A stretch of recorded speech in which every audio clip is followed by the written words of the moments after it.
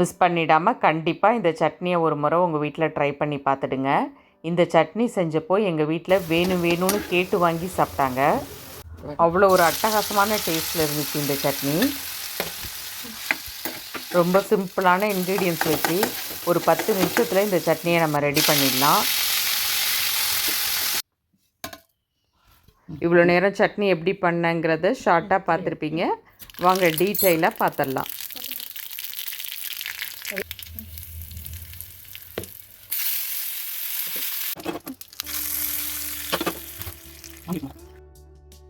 வெங்காயம் சேர்க்காம தான் செய்ய போகிறோம். தக்காளியை கொஞ்சம் அதிகமாகவே சேர்த்துக்கோங்க. 6 தக்காளியை கட் பண்ணி எடுத்து வச்சுருக்கேன். 2லேருந்து 3 கைப்பிடி புதினா எடுத்துக்கோங்க. 15 பல் பூண்டு, ஒரு 8 வரமிளகா, 1 டேபிள் ஸ்பூன் ஜீரகம் சேர்த்து சின்னதாக ஒரு துண்டு புளியை சேர்த்துக்கோங்க. நான் காமிக்கிற அளவு புளி சேர்த்தா மட்டும் போதும். கடாயில் 2 டேபிள் ஸ்பூன் எண்ணெய் சேர்த்து 8 காஞ்ச மிளகாவையும் நல்லா வறுத்து எடுத்துக்கோங்க. வறுத்து எடுத்து தனியாக வச்சுக்கலாம்.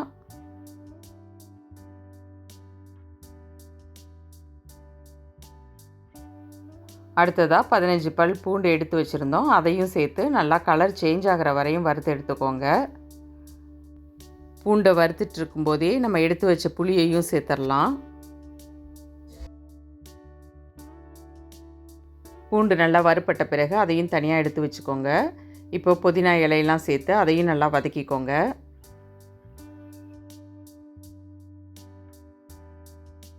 அதையும் தனியாக எடுத்து வச்சிடலாம்.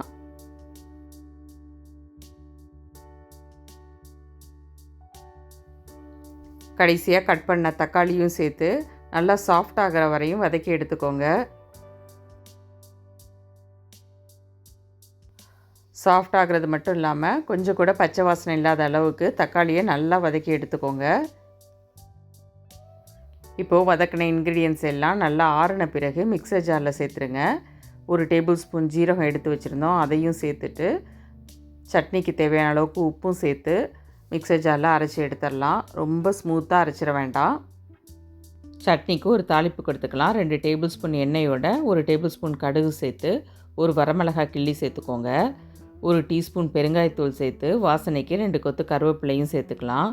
இதை சட்னியில் ஆட் பண்ணிக்கோங்க. நம்ம சேனலில் நிறைய சட்னி ரெசிபி வீடியோஸ் அப்லோட் பண்ணியிருக்கோம். அதோட லிங்க்கு டிஸ்கிரிப்ஷனில் கொடுக்குறேன். தேவைப்படுறவங்க செக் பண்ணி பாருங்கள். யூஸ்வலாக செய்கிற சட்னியை விட இந்த சட்னி ரொம்பவே டிஃப்ரெண்ட்டாக இருந்தது. நீங்களும் ட்ரை பண்ணி பாருங்கள். எப்படி இருந்ததுங்கிறத கமெண்ட்ஸில் ஷேர் பண்ணுங்கள். வீடியோ பிடிச்சிருந்தால் ஒரு லைக் பண்ணிவிடுங்க. தேங்க்யூ.